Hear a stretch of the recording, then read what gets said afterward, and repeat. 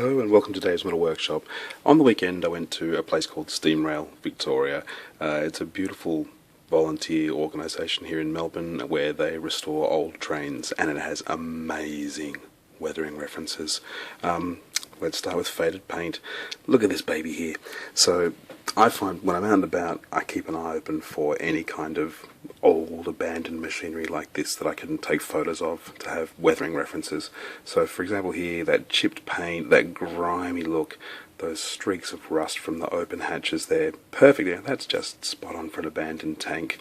The faded paint here, so that was once a bright red, and that faded paint is just beautiful. All of that grease and grime, and particularly those streaks of rust. There's a close-up coming up that doorway, and it's just amazing. Look at that. Oh, beautiful. I love this kind of stuff. This aesthetic really appeals to me. The red is great, but not that practical for tanks. But how about this? That, to me, is faded Soviet green, if ever I saw it. So, some scratches here, and just the effect of chips and scratches, and the way that they wear over time, those faded numbers. I mean, that's straight off the side of a Soviet tank there for sure. The wearing of the rust here around the latches, loved it. And this really serious rust here, just beautiful. Let's move on to weathered wood. So there were a few old caboose type vehicles here, and sort of wood frame, some of them covered in metal sheeting. Again, just beautiful references, the faded lettering, the faded paint, the peeled paint, love that sort of stuff. So I thought that was quite a nice one.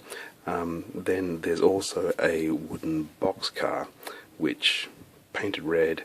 The way that the paint's just chipping off that wood, and the wood's just splintering, and you get up close and it's really ragged and rugged and beaten up.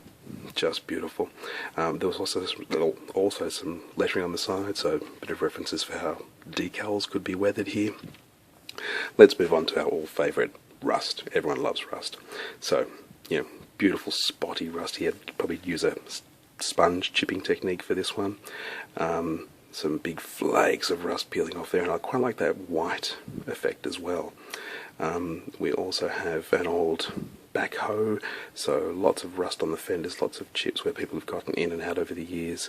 And look at all these scratches. Every single scratch just has rust peeling up from beneath it, and the oil. Yeah, it's just amazing.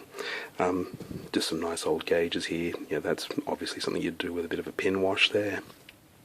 Love it. And finally, a bit of grime and damp to finish us off.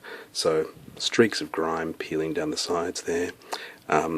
Quite a damp environment, they're all kept outside, so quite a lot of mildew and mould. Again, I'm thinking a pin wash for that sort of effect. And just a bit of mould and mildew on the side. I hope this has been helpful. Keep your eyes open, guys, while you're out and about. See you later.